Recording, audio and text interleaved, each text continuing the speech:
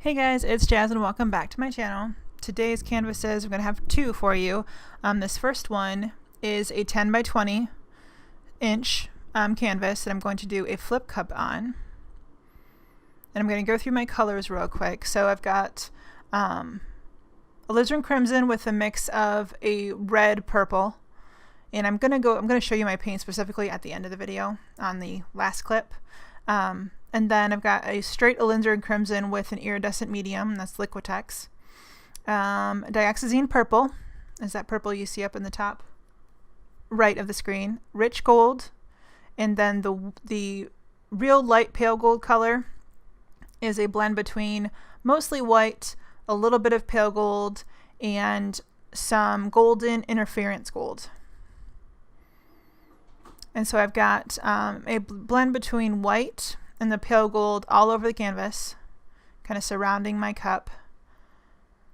And then I'm going to do kind of a drag flip cup because I want a little bit of the background paint to come over what's in the cup a little bit.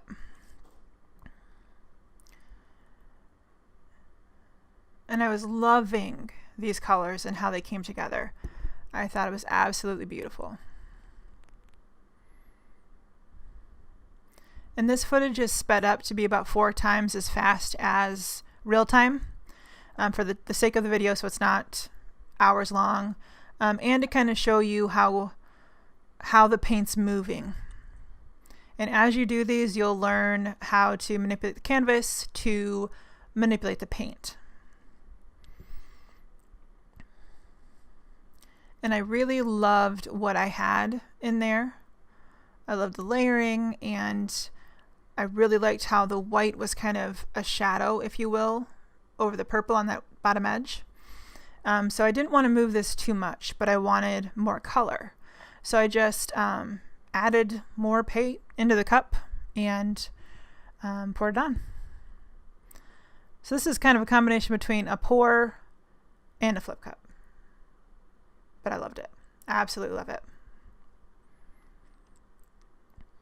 I wanted to go, I had a fall theme in my head for the colors that I chose. And I wanted to do some green in this, but I tried these colors with a green and it just turned to mud. It was awful. So ended up scraping all of the wet paint off the canvas. I let the canvas dry, and then I basically did another pour using these colors, and that will be in about 2 minutes. You'll see that. But so you can see that I've got some cells popping up, and that is not from silicone. I don't have any silicone in this at all. That is just from basically layering the paints, and there's air bubbles in the paint, and when they pop they kind of push up to the surface and you get a little bit of cell action. So the only things I use in my paints, or in my pours, are paint, Floetrol, and a tiny bit of water. I don't use any other pouring medium besides Floetrol, and if you want to use another pouring medium like Liquitex or something, you don't need Floetrol as well. You can add it if you're short and you need to make up the difference, but don't think you need both of them to make it work, because you don't.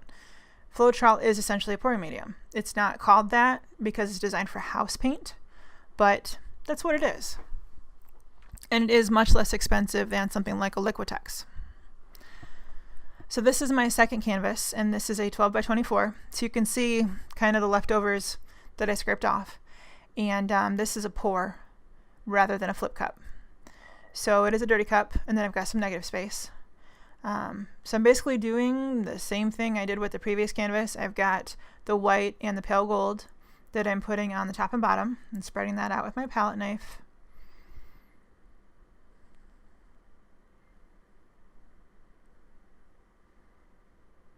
And I make sure that I get my edges on the wrapped canvas covered, because I just think it looks better. But a lot of this is preference, meaning you kind of decide how you want your canvas to look and what goes into your pours. I'm all for learning from other people, and that's why I started filming my pours and putting them on YouTube. It's because I want to show other people how I do it in case they want to try the same thing. But it can be easy to get into a frame of mind where I have to match so-and-so because I want my pours to look just like so-and-so's. And that's not always going to happen, and it can be discouraging if you kind of get into that frame of mind. So the best advice I can give anybody wanting to try this or starting out is to do it, practice, see what works, see what doesn't work, and develop your own style. Because you can't be someone else. And everybody has bad pours. Everybody has art that they hate and other people might love. You're not always going to love everything anybody else does, and they're not always going to love everything you do. But that's not the point. The point is getting creative and getting to do what you like to do.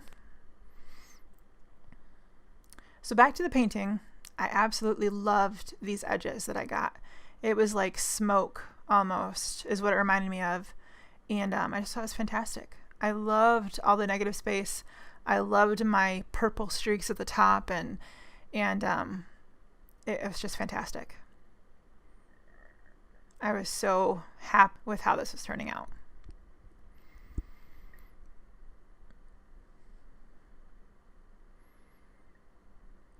So I don't use a torch on my pours. Don't have one, don't need one. A torch is going to be a lot more useful for you if you're using silicone or dimethicone or some sort of oil in your paint to get the cells to pop up. I don't use it because I'm not looking for cells in a big way. I just use my heat tool and I go over the top, and it heats the paint up enough to burst any bubbles, which is the only thing I'm looking for. So that will give me a few cells, and it looks nice. So in the next clip coming up, I have these two pieces dried. And so I give you a little more up close shot. They're not varnished yet, but I want to let you get a peek at them dry before I put the varnish on them, so that you can see how much the interference shows up and how much the gold shines, etc. And I'm only holding my heat tool probably 6 to 8 inches away so that I don't overheat that top layer of paint, because that can ruin things too.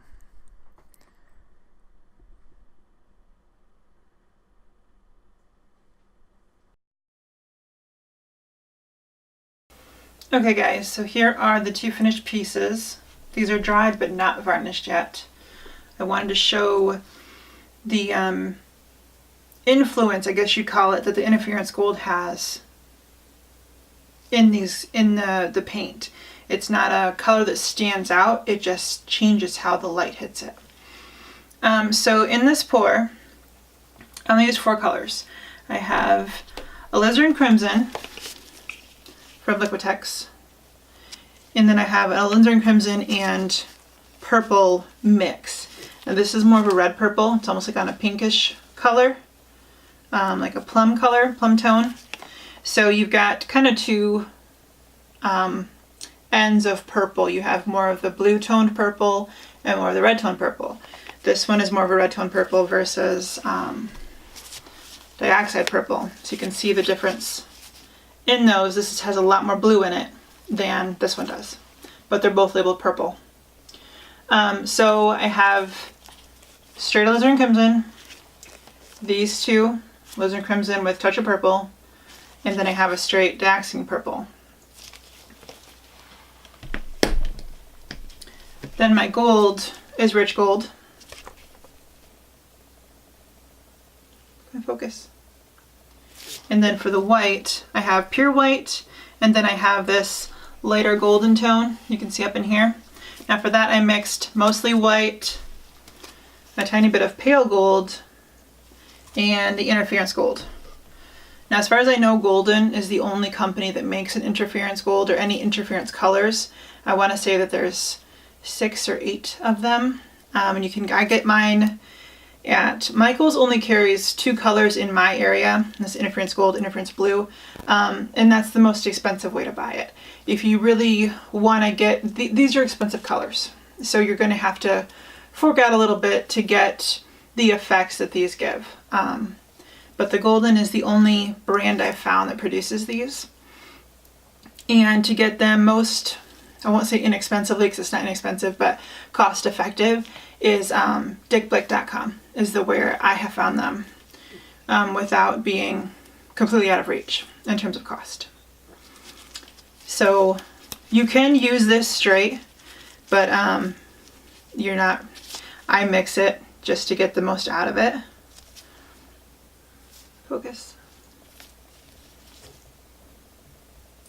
But it looks like a white, okay, I can get that to focus. Oh, there it goes. Looks like a white with a golden sheen to it. So in your paint, it's going to make it look metallic and really, it's really going to pick up that golden tone.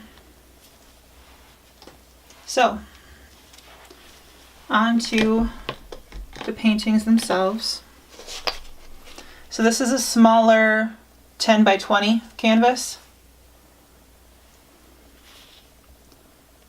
I did get quite a few cells in this, and you can see the shine on that gold.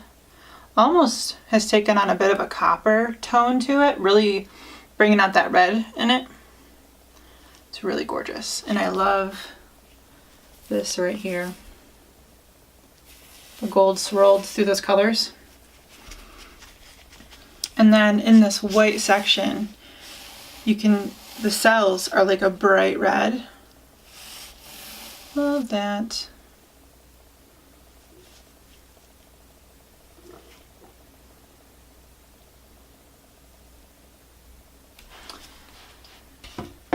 And then this one is the bigger one. And I did this one, this is a cover up, the other pour I did. I used the same colors, but I made the mistake of adding green and it went completely muddy. So I just scraped it off and poured over it. And I had the extra colors, so I loved how this turned out. And I was going for a fall kind of color scheme. Because if you've been in Michigan in the fall, the forest just lights up. It's gorgeous. Coppers, reds, golds. So I went with that kind of color theme in mind, which is why I added in the green, because we have a lot of deciduous and coniferous in Michigan, so we have a lot of pine. But the green did not play well with the purple.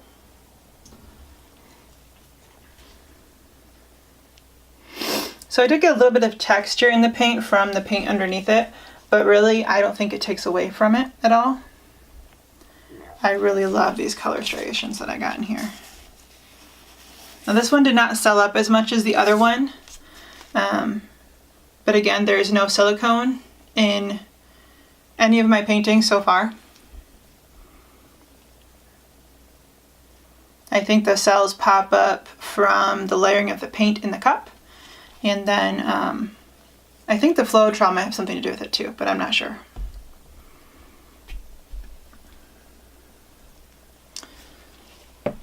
And this one is a 12 by 24.